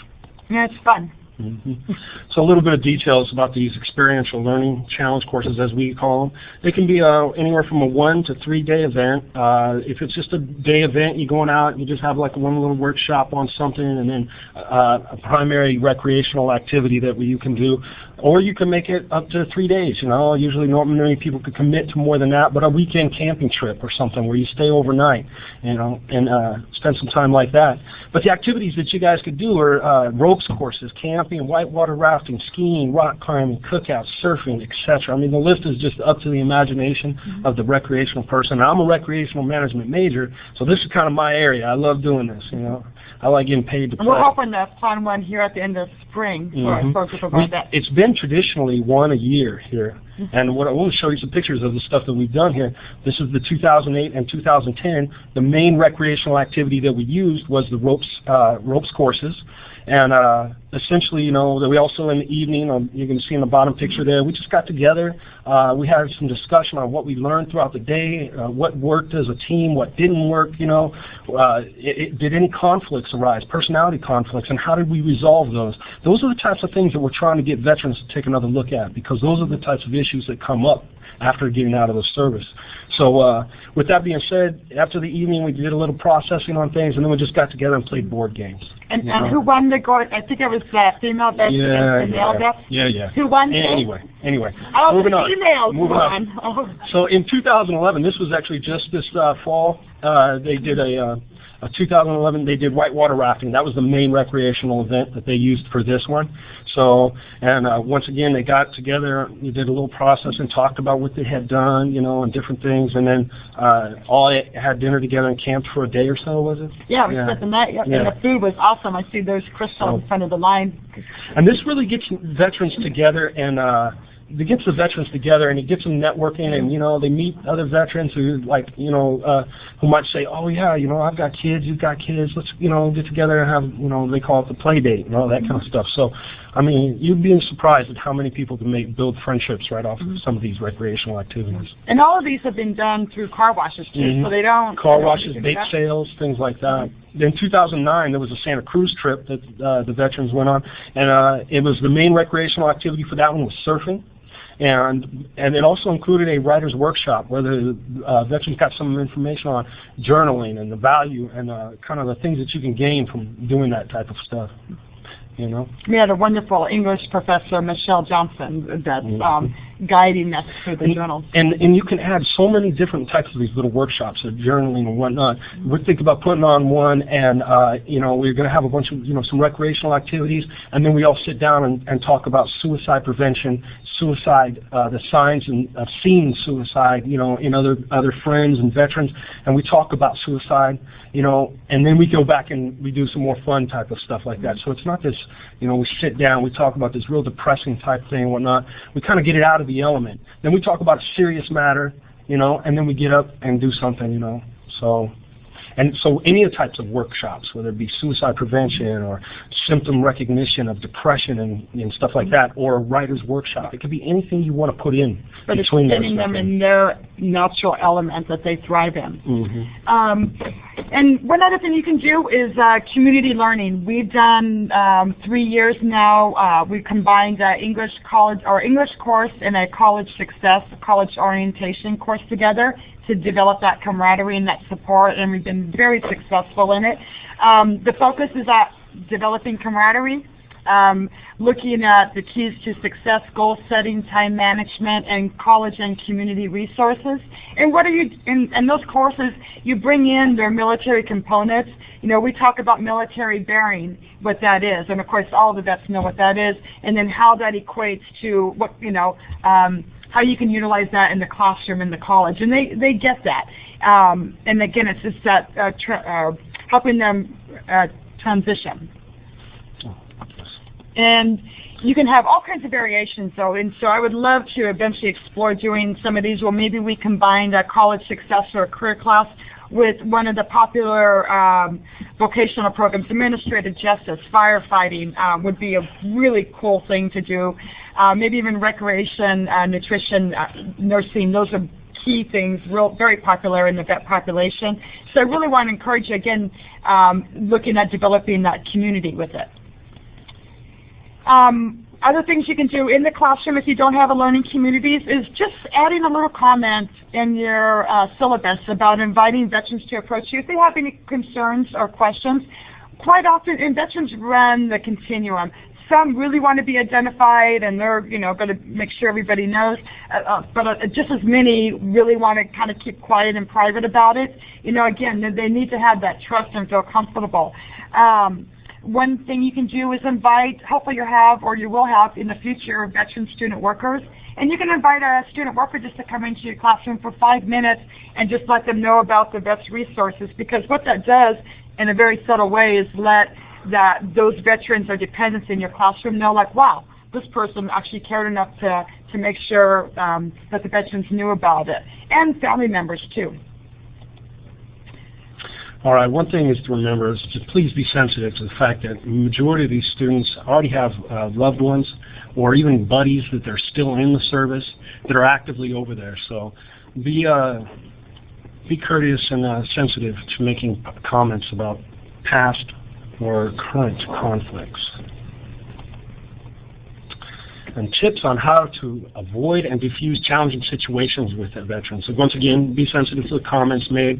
I know this is the academic and debate and conflict in that sense. Debate is actually kind of one of the things that you brought to the academia for, is to be able to discuss things and pros and cons and other things like that. So with that being said, with that notice in the syllabus about the veteran being able to come to you and talk to you, and then we'll talk a little bit more about it, just letting that veteran know, hey, if there's any conversation that you don't want to discuss because it does cause some issues with you, then you are free to leave. Give them ahead of time that right to go ahead and step out of the classroom, because it may come up to the Iraq War, and a lot of people will start talking about their political views and what the war was really about and everything else. And for this individual, like for myself, it was just about getting me and my friends and my troops, actually, as a staff NCO over there, my troops back alive. That's what it was about. It wasn't about what President Bush was doing. It wasn't about what even my commander was up to at that time. So the politics of the war meant nothing. And then avoid power struggles. A lot of people, I've seen in classrooms that there can be power struggles with 18-year-old, young college students, just smart comments, and then all of a sudden it's like kind of an issue between the student and the teacher. And I would just suggest with the veterans, if you get a veteran like that, just let them know that, now is not the time. You will address them after the class, give them all your attention, let them know that everything that they have that's an issue to them will be important, but being vocal right now in the class is not part of it. So it kind of takes away all that power struggle.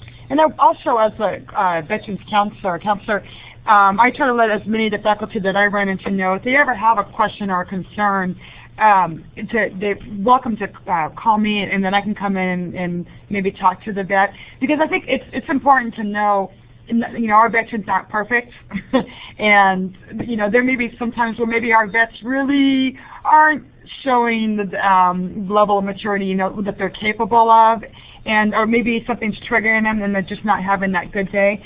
So again, you don't have to deal with it by yourself. And I've had numerous, like every month I get several calls, but they can usually be resolved, and you know, I have a chance to talk with the vet and the instructor. So I really want to encourage you that you don't have to do that alone. Here, yes. Once again, give that veteran permission ahead of time. So if they do come up to talk to you, you put that in your syllabus, and they come up and let you know that they're a veteran, and some of the conversations or some of the viewing the movies and things that you have on there, you know, don't sit with them well from triggering reasons, depending on how much they want to divulge, whatever the case may be. But let them know, say, you know what, you have the right to leave class at any time. I won't hold it against you. You're not going to, you know, receive a hit on your grade or anything of that nature. If it's legitimately due to the, you know, some of these other personal issues that you got going on, I want you to feel comfortable stepping out. So, and giving them that beforehand so that they don't, you know, feel like they're having to come up after the fact. So. And it could also be too, Jay, if the veteran, it's just a lot of noise going on and they're just getting kind of claustrophobic and anxiety, and they're getting embarrassed about it, and so they just need to step out.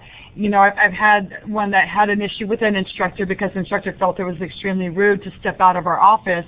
You know, and I can understand, you know, with that, you know, where they're coming from, but if they understood really why this person was needing to step out, you know, if you can approach that ahead of time. And I always encourage my veterans to try and talk with their professor when they, you know, to let the professor know ahead of time, because they're not going to necessarily know either. Avoid asking questions like, how many guys did you kill? What was it like? I mean, you know, I think a lot of this should go without saying, but it doesn't. Especially among students. Yeah, especially it's mostly, students to students. So, and what was it like? Do you think it was worth it? The political view of the war, like I said, it wasn't politics. You know, when you're over there and, you know, you're in it, it isn't about the politics of the war. I want to address here, too, I just remembered, these little quotes and stuff, comments. I need to thank one of our professors, Donna Kingford. I always kind of mispronounce her name, but she's a communications teacher, and she took the time to go and do anonymous assessments of some of our populations, and then she sent them to me, and it was phenomenal because you could really personalize it, that these comments were from her taking that time to find out what the veterans were feeling. So. And remember, when you're not sure what to say to a veteran, just say welcome home. So I think after we got Robert just mentioned and the recommended readings, and again, obviously you don't have to worry about writing these down because you're going to be able to download the actual whole PowerPoint presentation and have access. But I think we have about 3 pages of, let me double check, recommended readings. Some are pretty intense, you know, some get into some pretty gory stuff, so always, you know, maybe take a look and kind of depending. A lot of these I don't always recommend to my vets because it's too intense, but there's all different levels, kind of a little bit light to pretty heavy duty. Just here's a little sample of resources. Honestly, I probably have 200 business cards of resources around the country, but these are some that I work with quite a bit that have been very helpful in our area. And again, all of those are going to be available on that PowerPoint presentation. And when it comes to saying thank you, this is actually probably the hardest part for me because there are a million people that I want to be able to thank, because none of this could have been done without anyone from the tech support to helping us make sure we got this PowerPoint up, to professors taking quotes, to science teachers and other professors offering us mentors, and then of course our vet population for being willing to share with me and other vets some of the struggles they've gone through. It's endless, and it could not be done without the support of a community, vets and non-vets. It's a big family. So I think, and luckily we've had Crystal that she's actually been writing down a lot of the main questions. Do we want to put up that slide 49 as regards to the questions, so that way if you were not able to get the website address. This is where I think it's going to be a day or two. I'll have to double check, but it'll be within a couple of days. So. And to any of the late joiners, I saw there were still a couple joining after we went through this. This website right here on the top is going to be the website that you go to, and you can download not just this webinar, but actually a more extensive PowerPoint presentation of this presentation. Yeah. And in addition to that, it will be on CCC Confer's archives under webinars, archives, and the road home from combat to college and beyond. And so you can find it there. And that would be with the audio and everything. You could actually watch it in its entirety there. But if you just wanted the PowerPoint presentation to download, to be used in the future, you can put it on your desktop, whatever you want to do with it. You go to this website right here, cccindustrialtech.org. Follow the instructions that are listed right there, and you can make it happen. And I think also did you write, or ccconfer.org is where if you actually wanted the... yeah, did I say something? Well, no, I think you were, maybe you did. I was reading the note while you were... But yeah, no, ccconfer.org. Yeah, so it's www.ccconfer.org. And then you would just go to their archives, webinar or archives section, and you can pull up this webinar. It'll be listed. They go by date, I think, and then you go ahead and find from the road home from combat to college, and you can watch it in its entirety, like I said before. So, with that being said, let's take some time to answer these questions so we can try to get to as many as we can. She's already wrote them down right here. Okay. So you took out the response? Jay, where are you going? No, just go right here. She's got it right there. All right, that's fine. Go ahead. Jay, you need to listen to me. All right. Go ahead. So I think Jay actually already answered one of the questions about will the transcripts be of the seminar. So he did a good job about that.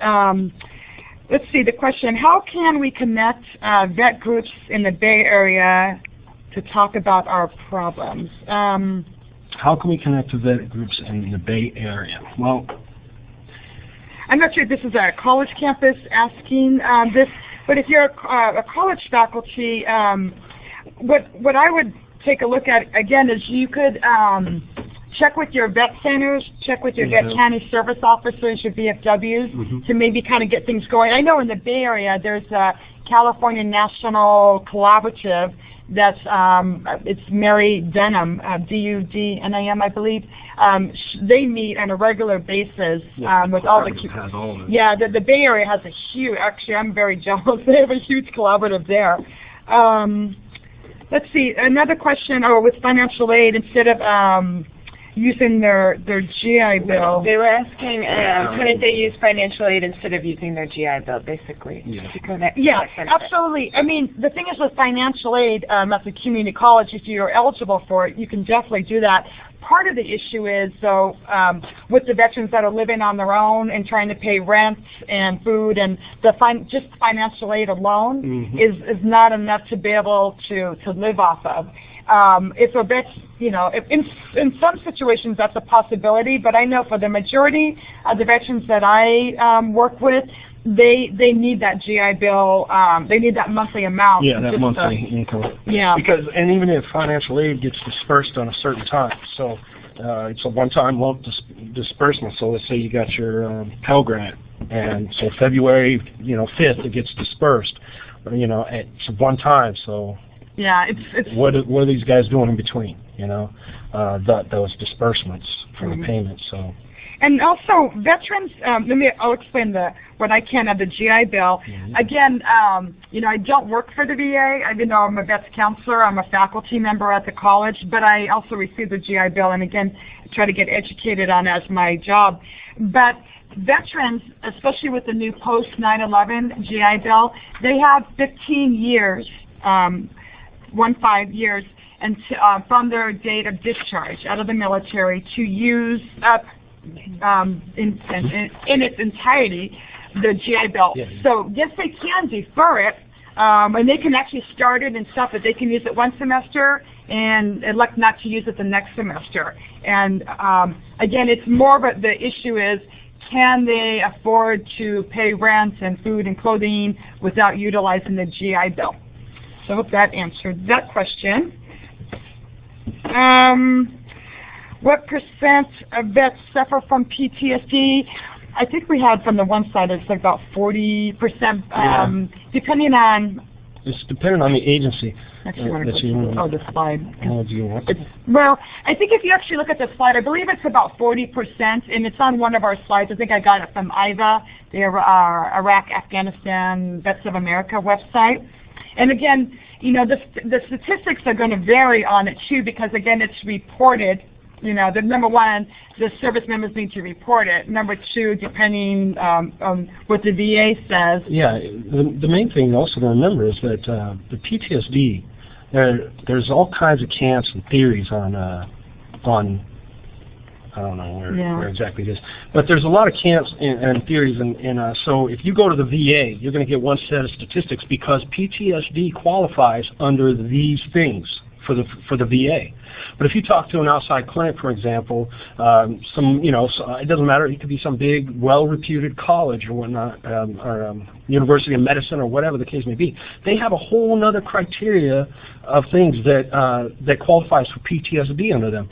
That's one reason I saw somebody up here who said that 100% of veterans suffer from PTSD. Well, there was one organization out there that was actually well respected, who said yes, that veterans, that any service member, they use PTSD in boot camp, shock treatment to brainwash. So all veterans have PTSD, according to them, and they're very reputed. They have a lot of clout in the medical community, and so their opinion is that anyone who has ever served in the military has been shock brain therapy treated in boot camp, and therefore suffers PTSD. So all veterans, because of the treatment, the screaming, the yelling, the you got to do this or I'm going to do something to you, whatever, or you're going to have serious consequences. So that stress that you constantly go to, for some people it's 6 weeks, for the Marine Corps it's 3 months, whatever. You go through that for 3 months, you come out of there brainwashed and shocked. So it was their opinion that 100% of all service members have PTSD. So if you're listening to somebody who's coming from that camp, that direction, that philosophy, then 100% of all veterans have PTSD, because the military uses PTSD in order to transform you from a civilian to a soldier to a Marine to a service member. They use PTSD. It's a tool used in military training. Traumatize you until you change. Okay, fine. If that's your belief, 100% of veterans have PTSD. But the VA does not count that as PTSD. So they may say 30% of veterans have PTSD. This people may say 100% of veterans. And other people say 50% of veterans have PTSD. Well, you have to ask the study. What do you qualify as PTSD? What philosophy of thinking and criteria did you use to judge what PTSD is? And then you will have some credibility as to what direction your study's coming from and what it really means. So these is where you get all these varying statistics. Some people say 25%, some people say 50%. We tend to use IVA and the VA. Yeah, and just the VA. Common sense. And a lot of those sites are on the back, but usually 40% is what I've been seeing and hearing for quite a few years and stuff. And again, you're looking at depression and trauma. So let me go, so we only have about 20 minutes left. And of course, I think Jay's already answered, does every vet have PTSD? From my background, as a counselor, from what I see, no. And again, and I don't want to labor this too long either, because I know so many veterans that suffer from PTSD that are extremely well-functioning citizens in there. So I don't want to get caught up, with those numbers. And so I would say no, not all veterans have PTSD. The next question, at what level of PTSD would be manageable for a vet to be able to go through the courses of study without major problems? You know what? I have lots of veterans at this campus that are diagnosed with 100% PTSD and are functioning people. By the VA. By the VA. By the VA standard. And and this is what's really heartbreaking for me as a counselor, is like the one vet, he came and talked to me and says, I know I've been told by the VA that they could probably get me 100% disability rating for PTSD, but he says, I don't want to go there because I don't want to consider that I'm that broken, use those terms, that I'm that broken and then I'm going to be useless in society. And, you know, I tell you, that just broke my heart. And, you know, I was very adamant, you know, that we don't need to be using labels to determine what capability that we can function in there. So it doesn't matter to me what percentage of PTSD you have. You can function, you adapt. You learn your strengths and your weaknesses, and you build on those strengths, just like we did in the military. So I hope that can answer that. Let's see this one. Is there any medicine for TBI? Well, there's medicine for this, you know, depression. There's medicine for the anxiety that goes along with it, and whatnot. But the damages to the actual axiom or the axon, the synapses in the brain, I don't think there is anything. They say over time that the brain, some of the areas of the brain actually recover and more than they used to think. So there are guys who are getting better with time. But and I would definitely refer to, there's some great sites and stuff on traumatic brain injury. I know actually in Palo Alto, I think it's next month, they're doing I think a 1 or 2 day presentation in San Jose. I've actually been to that a couple of years ago. So I would definitely, you know, maybe take a look at pulling up, I wish I had a having a way to. Well, the VA website has a lot of information. Well, you can go to the VA website. If it's the specific Palo Alto one, if you want to, I guess I don't want to get too bogged down, but if you want to shoot me an email or something, I can definitely forward on about the upcoming the upcoming conference. And my email is on that first page or the second page there of the PowerPoint slide. How can I identify vets who may need DSP accommodations? Again, veterans are normally not going to come out and self-identify. The way it seems to work for me is, again, I meet with every veteran, or although I actually have now a couple of other counselors that have offered to help out, which has been phenomenal. But my recommendation is when you meet with a vet, and you're going over their education plan, you're just asking some simple questions about where they served in the military, and which can maybe lead to, you know, a little bit deeper conversation. And kind of leave it up to them if they want to identify. If they do, or they're having some struggles, I will always tell them about our disabled student services. Although, unfortunately, quite frankly, you know, I'd say well over half of them, you know, will just kind of put that information away, and maybe at a future time. Again, it's that pride, and nobody wants to be labeled with a mental illness. Yeah. You want to read the next one? What type of career services and workshops would be effective for vets? Career services and workshops, that's more academic. Well, I guess we can take a look at what the vets might be interested in. We're actually getting ready, I think in the next few weeks. I have to check with our career connections, but they're looking at putting together a workshop about how to write up a resume, because that's real difficult for veterans, because you're trying to translate your military into civilian terms that people will understand.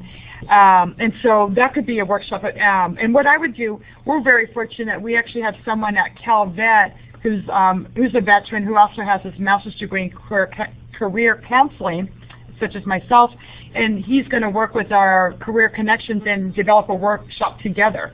So if this person's like maybe from a career center, I would definitely, you know, work with your CalVet, or hopefully if you're in California, or veterans groups. And so it's resume writing, it's maybe, I don't know, maybe interviewing skills. It kind of depends on if they're first coming in or not.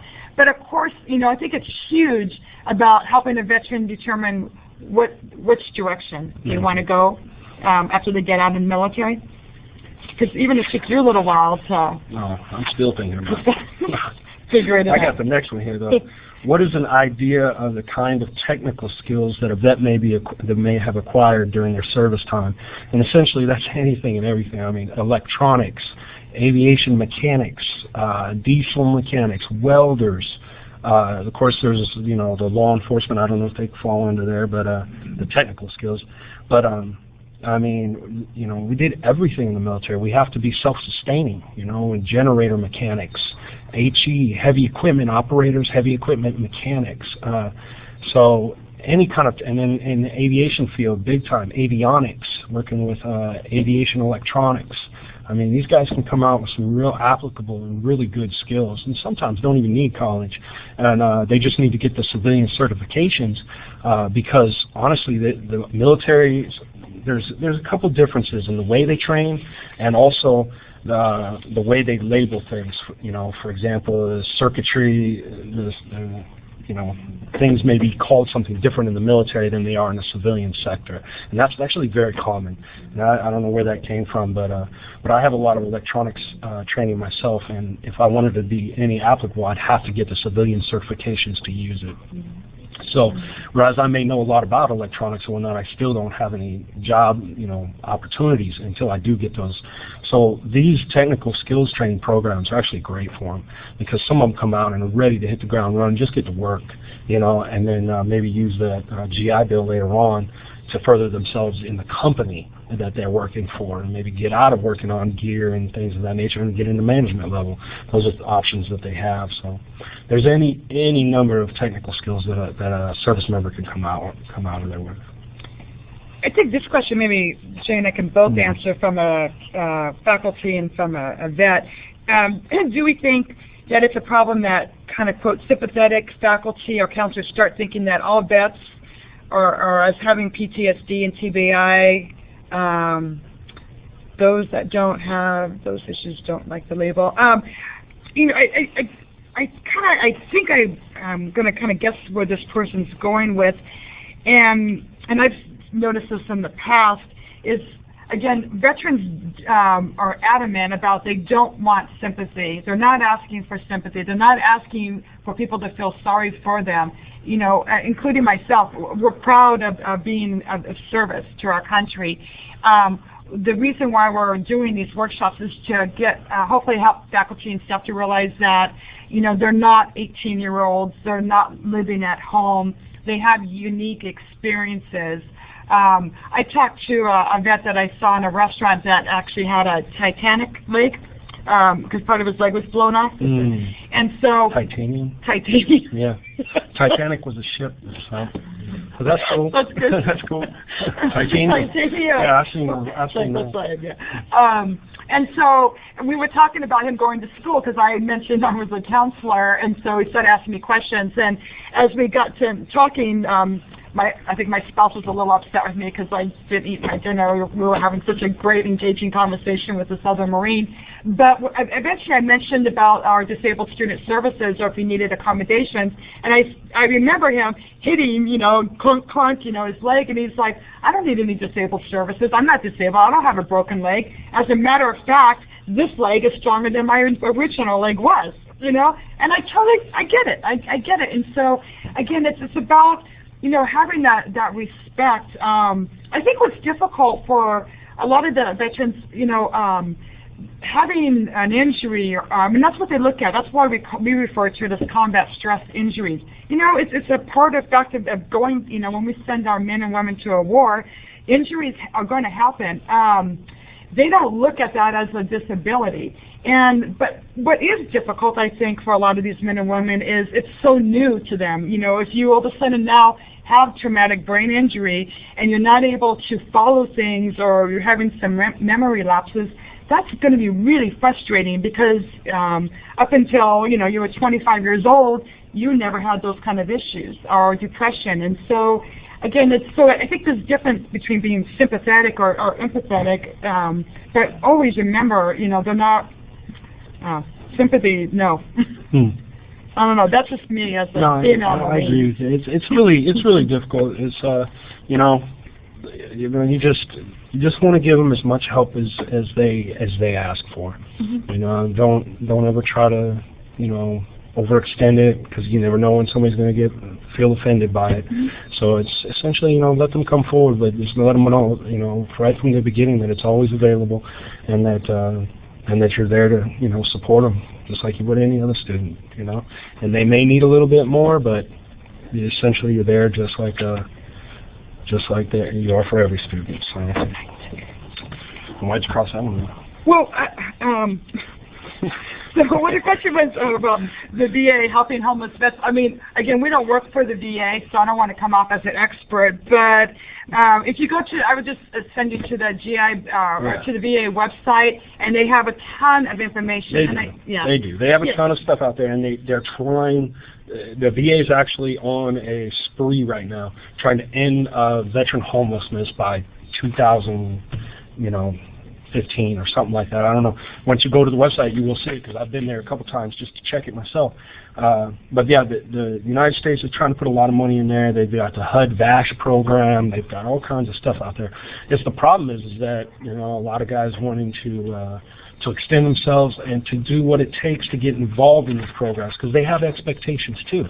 A lot of these guys on homeless have substance abuse issues and everything else, and you've got to be willing to say, hey, okay, I'm going to let go of that, because these programs out there in the VA that are there to help you expect you to be helping yourself in some ways too.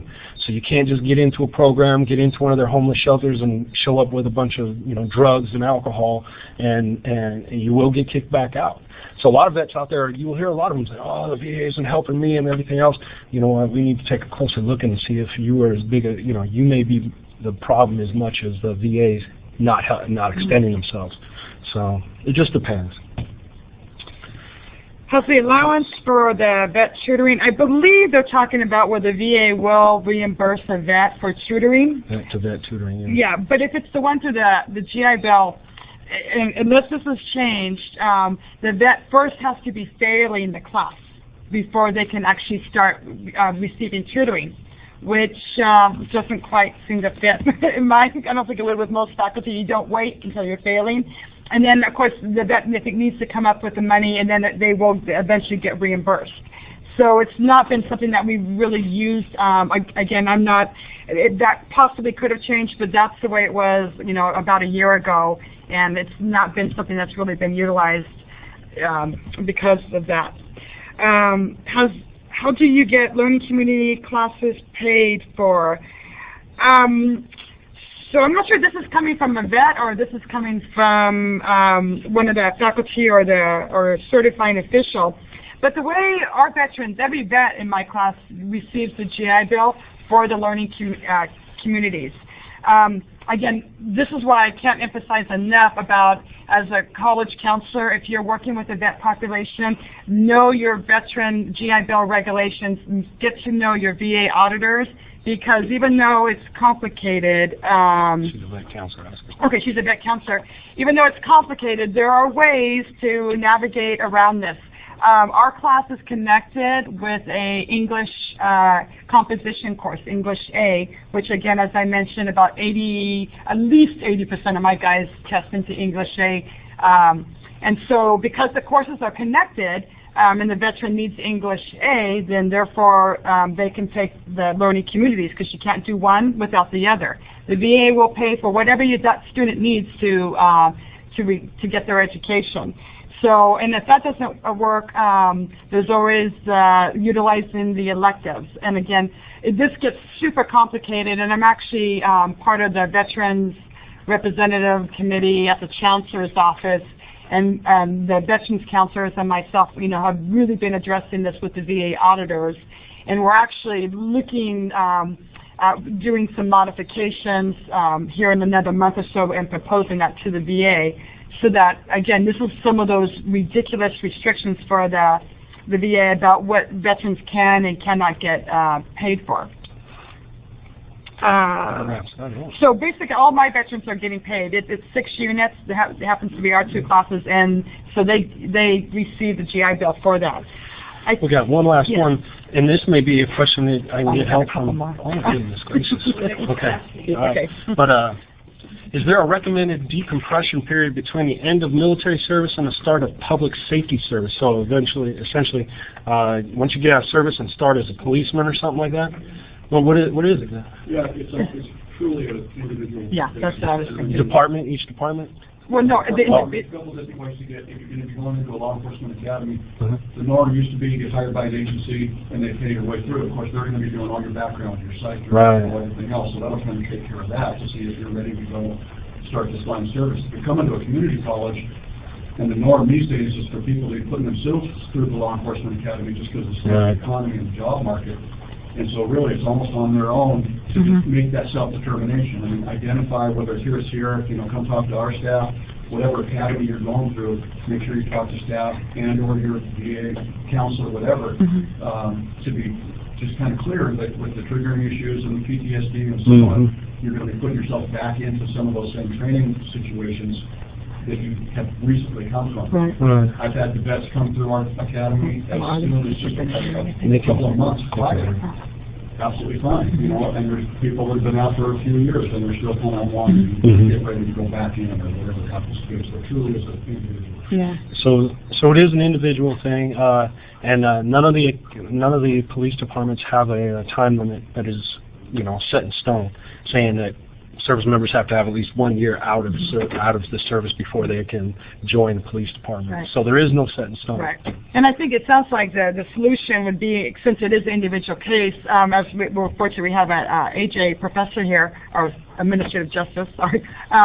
And the recommendation would be for that person to go and talk to one of the professors there in the law enforcement services and or the counselor, so they can kind of get an individual answer with that. There's not enough time to answer that. Yeah, well, what are some of the resources for starting a Veterans Resource Center? Our campus, we've done this without any funding. You get very creative, especially in the state of California. And you, again, I'd start with putting together a little community Veterans Day or something and find out who's out there, send out some emails, see who's interested in working and helping with vets, and then start accumulating those resources there. Jay, did you turn on the audio because somebody said they're not hearing you? We're not getting audio. No, we're good. Or you were kind of talking now. Never mind, it must just be this. Were you mumbling for a minute there? Oh, the one thing on the, use a Marine voice. The one thing that someone was asking about the traumatic brain injury, I don't have the website handy, but it is on March 30th. It's at the VA Palo Alto Healthcare System in Palo Alto. So, and that's from 9 to 3. So that's on March 30th. That's the building I thought too. Oh, okay. I can even tell you the building. I think you have to register though. Type it in. Type it in. Oh yeah, just type. Actually, we'll have. Yeah, Crystal type it in. And then I think she. We only got about 3 minutes before. Let's see. Is there? Let me see. Our campus financial Facebook. Oh, okay. One of the campuses, actually, the financial aid office is paying for vets tutoring. I think. Oh, let's see. What's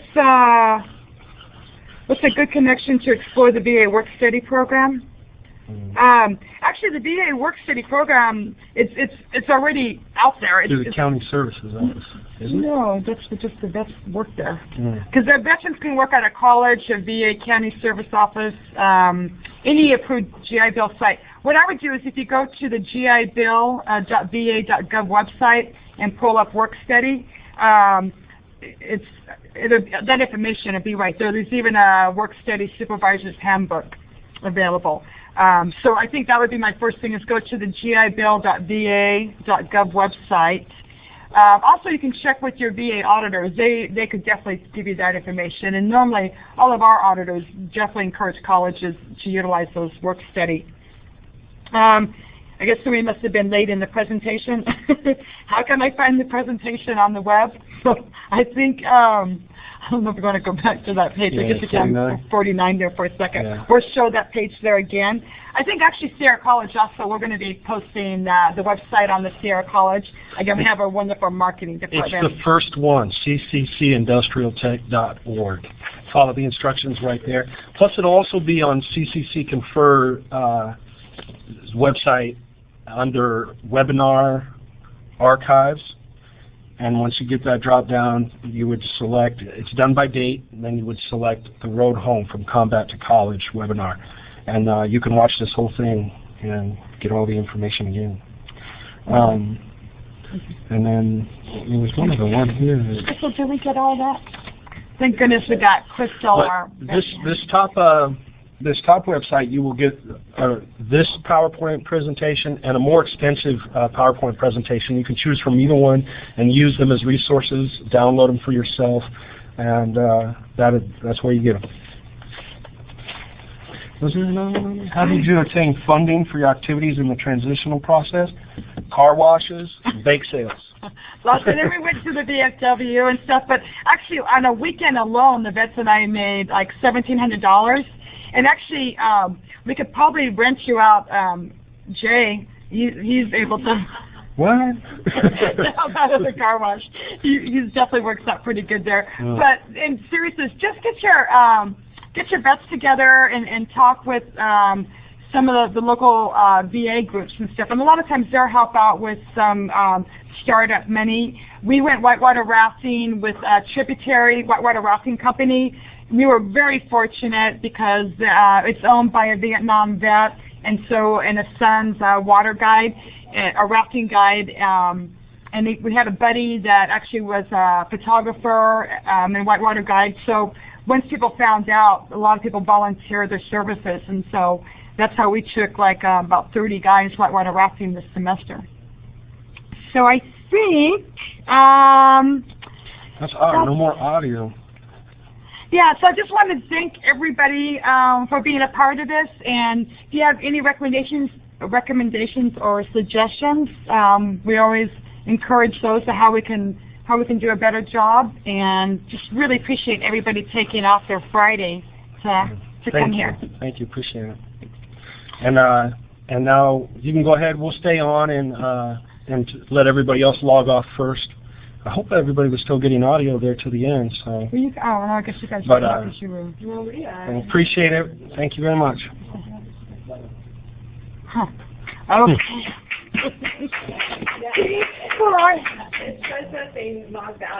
Yeah, that must have been a site. Oh, okay. That's specific thing. Maybe just a little site thing. So. Yeah, it was their site.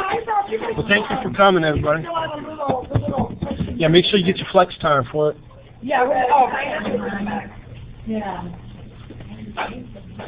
Is there a flex number that goes with it? A course number for No, they flex? have to. They just log on to the campus learner web, and they get credit. But also, we'll take their names. Oh, I thought she asked for a course number. Well, Joan. Joan told me you just log into learner web and you find the road home and click on it or something. But we're taking the names down too, so I figured.